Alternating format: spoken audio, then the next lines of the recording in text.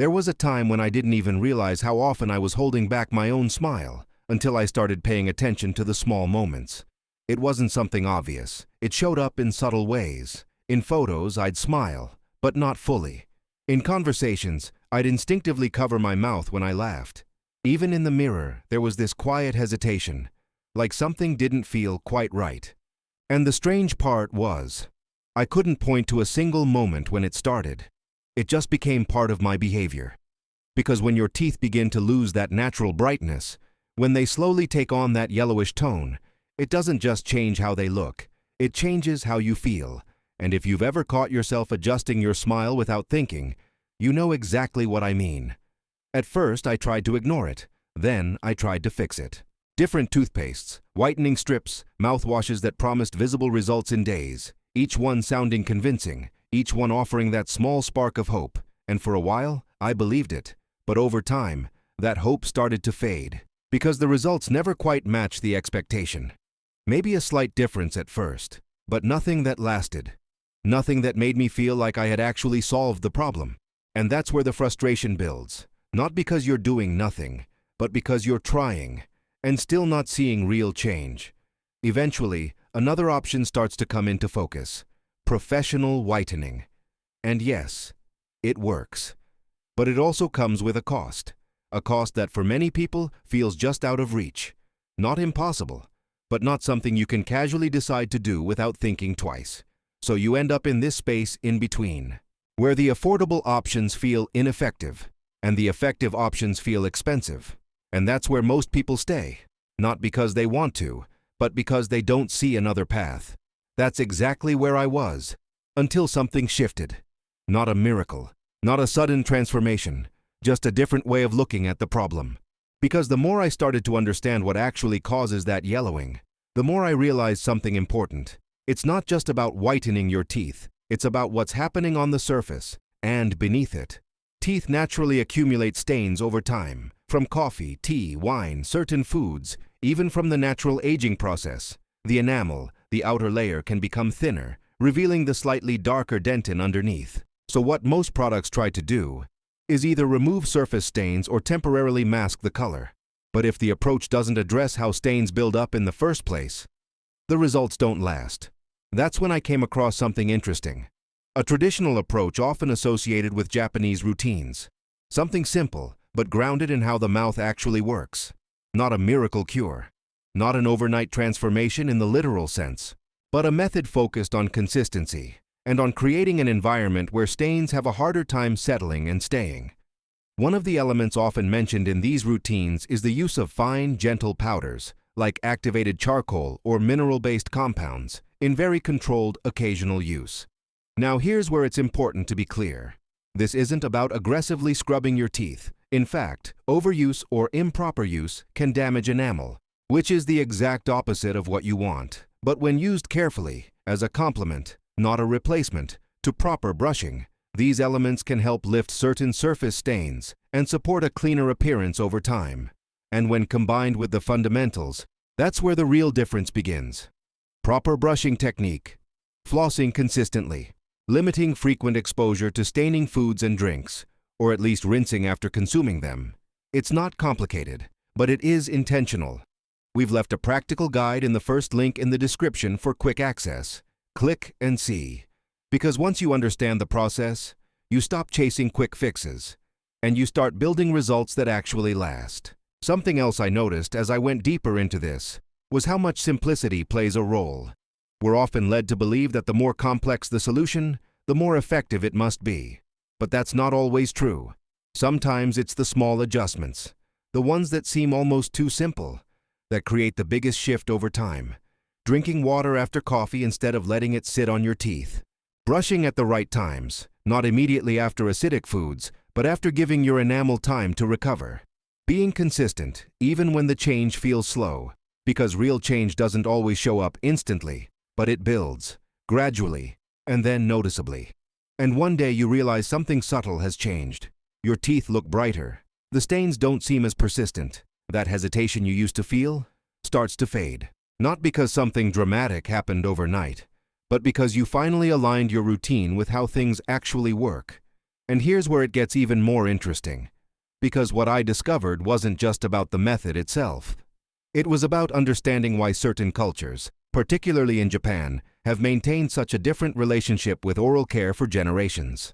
There's a reason why traditional Japanese oral hygiene has always emphasized prevention over correction, balance over aggression, long-term consistency over short-term bursts of effort. It's not that they have access to some secret ingredient the rest of the world doesn't know about. It's that the entire philosophy is different. In Western approaches, we tend to focus on fixing problems after they appear. Teeth yellowing? Use whitening strips. Cavities forming? Get fillings. Gums bleeding? Switch to a specialized toothpaste. All reactive. But in many traditional Japanese routines, the focus is on creating conditions where problems are less likely to develop in the first place. And that shift in perspective changes everything. Because when you're working with your body's natural processes instead of against them, the results tend to be more sustainable. Let me give you an example. One element that shows up frequently in these traditional approaches is the concept of oil pulling. Now, before you dismiss this as something too alternative or unproven, hear me out. Oil pulling involves swishing a tablespoon of oil, usually coconut or sesame, around your mouth for anywhere from 5 to 20 minutes. Sounds strange at first. And yes, it takes getting used to. But what's happening during that process is actually quite logical. The oil binds to bacteria and debris in your mouth. It reaches areas your toothbrush can't always access, and when you spit it out, you're removing a significant amount of buildup that would otherwise contribute to discoloration and decay. This isn't about replacing brushing. It's about adding a layer of cleaning that works in a completely different way. And the reason this matters for whitening specifically is that much of what makes teeth appear yellow isn't just surface staining. It's the accumulation of bacterial film, the buildup that happens in the microscopic spaces and grooves of your enamel. When that buildup is consistently reduced, your teeth naturally look brighter, not because you're bleaching them, but because you're revealing the actual surface that was hidden underneath. Another aspect of the Japanese approach that stood out to me was the attention to what happens between brushings. Most of us think about oral care as something we do twice a day, morning and night. Brush, maybe floss, rinse, done. But your mouth doesn't pause between those sessions. It's constantly active. Bacteria are constantly multiplying. Acids from food and drink are constantly interacting with your enamel. And if you're not doing anything to manage that environment throughout the day, those two brushing sessions are fighting an uphill battle. So what do? You introduce small, simple interventions. Rinsing with water after meals. Chewing sugar-free gum to stimulate saliva production, which is your mouth's natural defense system. Drinking green tea, which contains compounds that naturally inhibit bacterial growth. None of these things are dramatic, but they change the conditions your teeth are exposed to all day long, and over time, that makes a massive difference. Think of it this way. Imagine you're trying to keep a room clean. If you only clean it thoroughly once in the morning and once at night, but let dirt and clutter accumulate all day without doing anything, those cleaning sessions have to work much harder. But if you spend just 30 seconds tidying up a few times throughout the day, the room never gets that bad in the first place. Your mouth works the same way. Those small interventions between brushings reduce the overall burden, and when you brush, you're maintaining cleanliness instead of constantly playing catch-up. Now let's talk about something that almost no one addresses: the psychology of whitening. Because here's the truth. A lot of the dissatisfaction people feel with their teeth isn't just about the actual color. It's about the expectation. We're bombarded with images of perfectly white teeth, in ads, on social media, in movies, and those images create a standard that's not only unrealistic, but often not even natural. Teeth aren't meant to be stark white.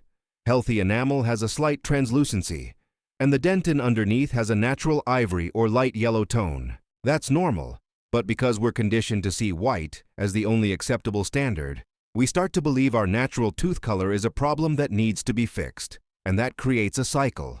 You try to whiten, you get some results, but then you compare yourself to an impossible standard, so you feel like it's still not enough. You try something stronger. Maybe it works a bit more, but now your teeth are becoming sensitive. Or the results are uneven, or they start to look almost translucent in certain lighting, and you realize you've been chasing something that was never the goal in the first place. So here's where a shift in perspective helps. Instead of aiming for the whitest possible teeth, aim for the healthiest version of your natural shade. Because when your teeth are truly healthy, when the enamel is strong, when there's no buildup. When your gums are in good condition, they naturally look better, brighter, cleaner, more alive. Not because you forced them to be something they're not, but because you removed the things that were dulling them. That's the difference. And that's what the Japanese approach really emphasizes. Not artificial enhancement, but optimal natural condition.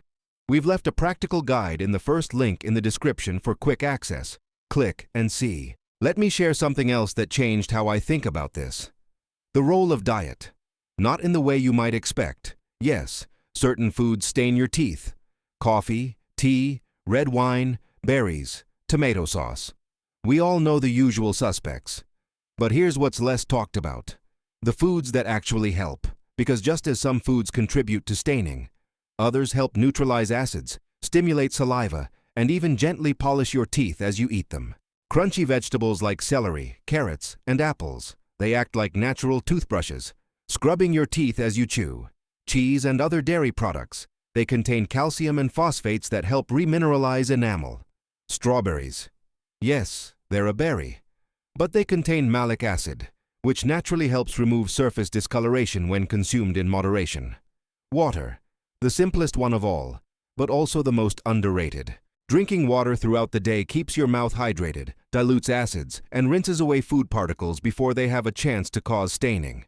Now, I'm not saying you need to eat perfectly all the time, but understanding which foods support your teeth and which ones work against them gives you the power to make small adjustments. Maybe you still have your morning coffee, but you follow it with a glass of water. Maybe you still enjoy red wine on occasion, but you rinse your mouth afterward instead of letting it sit on your teeth all evening. These tiny tweaks don't feel like restrictions. They feel like strategies. And strategies are sustainable. There's another element to the Japanese approach that I found fascinating. The emphasis on texture and sensation. In many traditional routines, there's a focus on how your mouth feels, not just how it looks. The smoothness of your teeth, the freshness of your breath, the overall cleanliness. And when you start paying attention to those sensations, you become more in tune with what's actually working. For example, after you brush, run your tongue across your teeth. Do they feel smooth and clean? Or is there still a film or roughness in certain areas? That tactile feedback tells you whether your technique is effective. If your teeth don't feel clean, they probably aren't. And no amount of whitening products will fix what improper brushing is leaving behind. This kind of mindfulness might seem small, but it trains you to be more thorough, more present, more effective in your routine. And over time, that translates into visible results. Now let's address something that causes a lot of confusion. The difference between extrinsic and intrinsic staining. Extrinsic stains are surface level. They come from external sources: coffee, tea, tobacco, certain foods. These are the stains that whitening toothpastes, powders, and professional cleanings can effectively address, because they're sitting on top of your enamel. Intrinsic stains are deeper. They occur within the tooth structure itself. These can be caused by certain medications taken during childhood, excessive fluoride exposure, trauma to the tooth, or simply aging as the enamel thins and the darker dentin shows through more. Here's why this distinction matters. If your yellowing is primarily extrinsic, you have a lot of control over it through proper hygiene and stain removal techniques. But if it's intrinsic, surface treatments won't do much. You'd need professional interventions like bonding, veneers, or more intensive bleaching treatments that penetrate deeper. Most people have a combination of both, but understanding which type is dominant helps you set realistic expectations, and it prevents you from wasting money on products that were never designed to address your specific situation. So how do you know which you're dealing with? Pay attention to the pattern.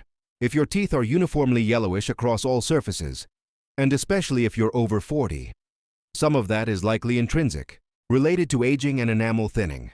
If the discoloration is patchy, concentrated near the gum line, or more prominent on certain teeth, it's likely extrinsic and related to buildup or staining. And if you're not sure, a dental professional can assess and give you a clear answer, but even knowing this distinction empowers you to make better decisions. Here's something else that doesn't get talked about enough.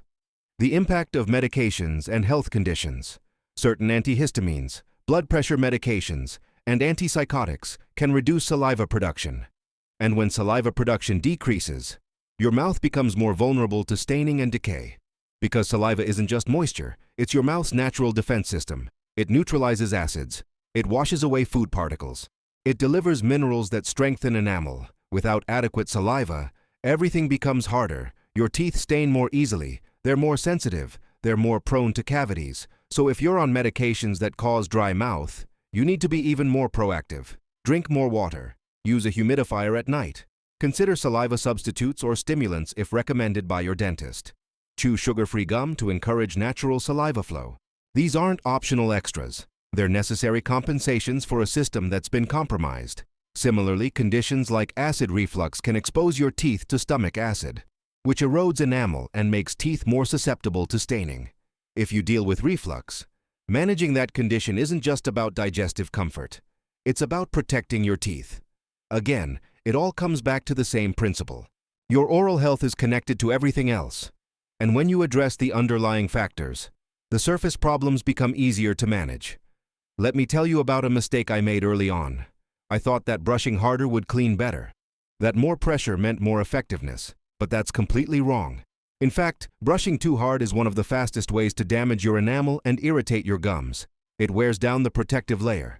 It causes gum recession. And ironically, it can make your teeth look more yellow over time. Because as you wear away the enamel, you expose more of the darker dentin underneath. So you end up creating the exact problem you're trying to solve. The right approach is gentler. Use a soft bristled brush. Hold it lightly, like you're holding a pencil, not a hammer. Let the bristles do the work. Small circular motions or gentle back and forth strokes. You're not scrubbing a floor, you're caring for a delicate surface. And when you make that shift, your teeth actually stay healthier and look better in the long run. This connects to another important point. The tools you use matter more than you might think. Not all toothbrushes are created equal, and not all toothpastes serve the same purpose. For whitening specifically, you want a toothpaste with mild abrasives that can lift surface stains without being so harsh that they damage enamel. Look for ones that contain baking soda or hydrated silica. Avoid anything with large, gritty particles. And be cautious with charcoal-based products. Yes, activated charcoal can help remove surface stains. But many charcoal toothpastes are too abrasive for daily use. They can scratch your enamel over time. So if you use them, do so sparingly, once or twice a week at most. And always follow up with a fluoride toothpaste to help remineralize your enamel. As for toothbrushes, electric brushes tend to be more effective than manual ones. Not because they're inherently better, but because they enforce better technique. They move at the optimal speed. They often have timers to ensure you brush for the full 2 minutes, and they remove more plaque with less effort. But if you prefer a manual brush, that's fine. Just make sure it's soft bristled, and replace it every 3 months, or sooner if the bristles start to fray. Because a worn-out brush doesn't clean effectively. It just goes through the motions without delivering results. Now let's talk about timing again, but in a different context.